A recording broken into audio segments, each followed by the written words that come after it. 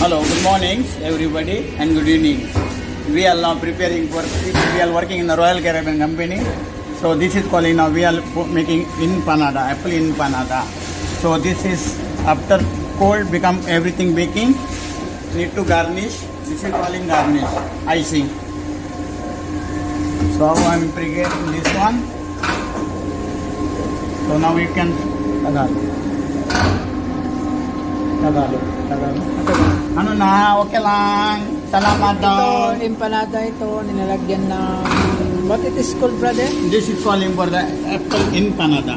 Yeah, empanada. This one? This one is the chocolate icing. Chocolate icing. Empanada po ito na may chocolate icing sa ibabaw. What inside? This is inside apple peeling. Apple peeling inside. Yeah, with sugar, cinnamon powder. Yun. So, ito, ang tawag nito empanada, no? Sa Pilipinas meron din empanada. So, ang palaman nito ay apple flavor. Apple. Yan. Apple po yung palaman ng gantong sa empanada natin ngayon dito sa barko. So, my one more my friend making Indian roti. What is calling Indian roti, chapati. Indian roti. So now we will put the chocolate coating. Chocolate coating, right? Catch like this, piping back, then after like that. Hello guys. This is our bakery.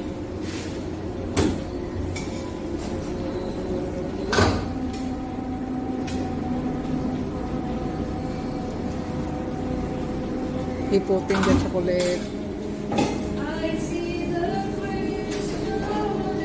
chocolate on top. It is called then after putting powder sugar. Yeah, after this putting the powder sugar, it is called chocolate croissant for breakfast. Can you explain what is this? This is fruit danish. Fruit danish. Fruit danish. Oh. That is calling fruit danish. Danish vanilla sauce. This is the vanilla custard. Then after topping in the fruit. Then after this, everything. What is this fruit? That is one is the grape, one is the blackberry. Blackberry. Yeah. Blueberry. Blackberry. This is the blackberry. Then after kiwi, I will show you. Then there is kiwi also. Wow. This is the production, night shift production. And we are also donut, plenty donut. Yan, all this one, all donut. For the breakfast. Cinnamon with frosting. Cinnamon roll with frosting.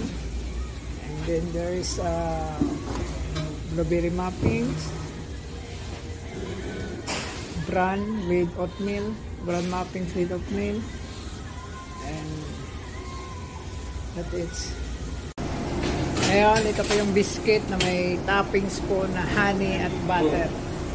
Ito naman yung cinnamon natin na ating lulutuin. Ayan. At meron din itong, ito siya, meron siyang Nutella, no? Dulce. Ito naman yung croissant natin. Ayan, croissant. Isang wrap.